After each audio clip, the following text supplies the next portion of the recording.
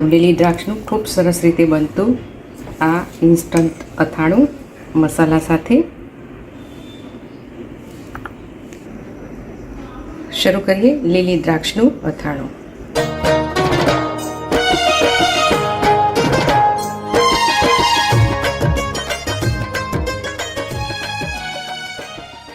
નમસ્તે મિત્રો, કેમ છો? માયા દીપક 22 યુટ્યુબ ચેનલમાં આપ સૌનું સ્વાગત છે. ખૂબ સરસ રીતે આપ સૌ મારી સાથે જોડાઈ રહ્યા છો એનો ખૂબ આનંદ છે. આજની ખૂબ સરસ રેસીપી, આજકાલ દ્રાક્ષ બજારમાં ખૂબ મળે છે, તો દ્રાક્ષનું અથાણું ઇન્સ્ટન્ટ કેવી રીતે બને છે એ આજે હું બતાવવાની છું. પણ એ પહેલાં તમે મારી ચેનલ સબસ્ક્રાઈબ ના કરી હોય તો માયા દીપક 22 સબસ્ક્રાઈબ કરો, લાઇક કરો, શેર કરો ને કોમેન્ટ કરો. બાજુમાં રહેલા બેલ આઇકોન પર ક્લિક કરશો તો ઓલ બટન આવશે ને એ દબાવવાથી મારા સંગીતના અને રસોઈના વિડીયો તમને સૌથી પહેલાં મળશે. તમે મને ફેસબુક અને ઇન્સ્ટાગ્રામ પર પણ ફોલો કરી શકો છો. તો વધુ કંઈ ન કહેતા શરૂ કરીએ દ્રાક્ષનું સરસ મજાનું અથાણું. જ્યારે સિઝન આવતી હોય ત્યારે તમે બનાવી શકો છો. એના માટે તમે ગોળ દ્રાક્ષ લો તો ખૂબ સારું રહે છે, અને તમને ના મળે તો લંબગોળ દ્રાક્ષનું પણ તમે બનાવી શકો છો. તો સરસ રીતે આ અથાણું થાય છે. લાંબો સમય સચવાતું નથી. ફ્રીજમાં તમે 1-2 મહિના સુધી સ્ટોર કરી શકો છો ડૂબાડૂબ તેલમાં. સારામાંની દ્રાક્ષ લેવાની છે, બહુ પાકી ગયેલી અને ગળી ગયેલી દ્રાક્ષ નથી લેવાની. અને એનું જે ઉપરનો ભાગ હોય એના ડીટિયા કાઢી નાખવાના છે. આવી રીતે જે સહેજ પણ કાળો ભાગ થઈ ગયો હોય એને ઉપરથી થોડુંક રિમૂવ કરી નાખવાનો છે. મિત્રો, દ્રાક્ષને બરોબર ધોઈ અને મેં કોરી કરી લીધી છે. ઉપરના ભાગમાં પાણીનો ભાગ નહીં રાખવાનો. આમ પણ આ લાંબો સમય સચવાતું નથી. અંદર તો પાણીથી ખૂબ ભરેલી હોય છે દ્રાક્ષ, પણ ઉપર જો તમે પાણીથી ધોયા વગર, કોરી કર્યા વગર અથાણું બનાવશો તો ઝડપથી સ્મેલ આવશે. પહેલાં મસાલો બનાવી લઈએ. મસાલા માટે મેં અહીંયા મેથીને શેકી લીધી છે. 1 કપ મેથી સામે 5 કપ રાઈના કુરિયા લેવાના છે.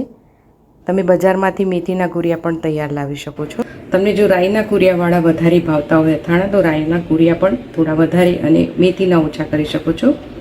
પણ આ મસાલો તમે બનાવી અને ઘરે 12 મહિના સ્ટોર પણ કરી શકો છો. મારી ચેનલમાં મેથીનો મસાલો કેવી રીતે 12 મહિના સુધી સચવાય અને પરફેક્ટ રીતથી બનાવો એ આપ્યું છે, તમે ખાસ જોજો. મેથીને 1-8 મિનિટ જેટલી શેકવાની છે. વધારે શેકશો તો કડવાશ પકડશે, એટલું ધ્યાન રાખવાનું. એમાં જે મોઇશ્ચર હોય એ ઉડાડી દેવાનું છે અને મિક્સચરમાં કર્યા પછી આવી રીતે ચાળણીમાં ચાળી લેવાનું છે. આ થોડુંક દરદરું રાખવાનું છે. એકદમ ઝીણો પાવડર કરશો તો કડવું વધારે લાગશે, અને ઝડપથી આવી રીતે દરદરું કરશો તો ચડી પણ જશે. સરસ રીતે ખાવા લાયક 1-2 દિવસમાં થઈ જાય. અને બહુ મોટા કુરિયા રાખશો તો એને પલળતા બહુ વાર લાગતી હોય છે. એવી રીતે આ રાઈના કુરિયાને પણ મેં પીસી લીધા છે.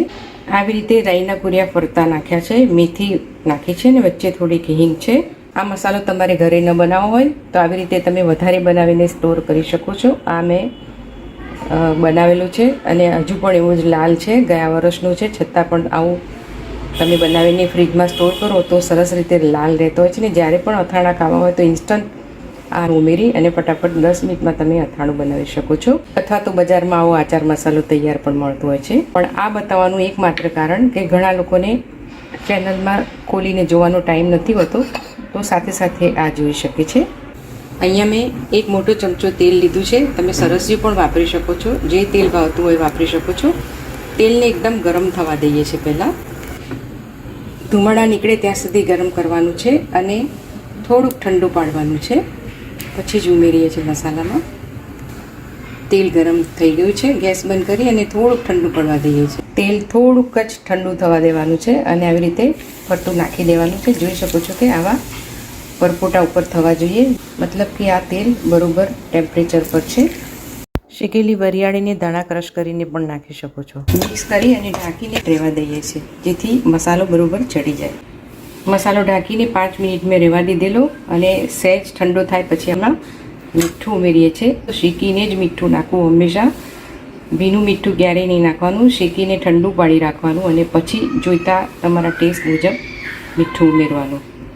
મેં 1.5 ચમચી ઉમેર્યું છે. ફક્ત પિંચ જેટલી જ હળદર નાખવાની. હળદર બહુ નાખશો તો તમારું અથાણું શ્યામ થઈ જશે જલ્દી.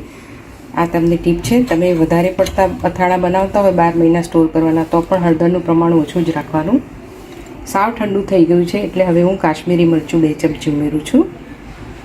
મરચું હંમેશા એકદમ ઠંડુ થાય પછી જ ઉમેરવાનું. ગરમમાં તમે મરચું ઉમેરશો તો કાળું થઈ જશે. મિક્સ કરી લઈએ છીએ.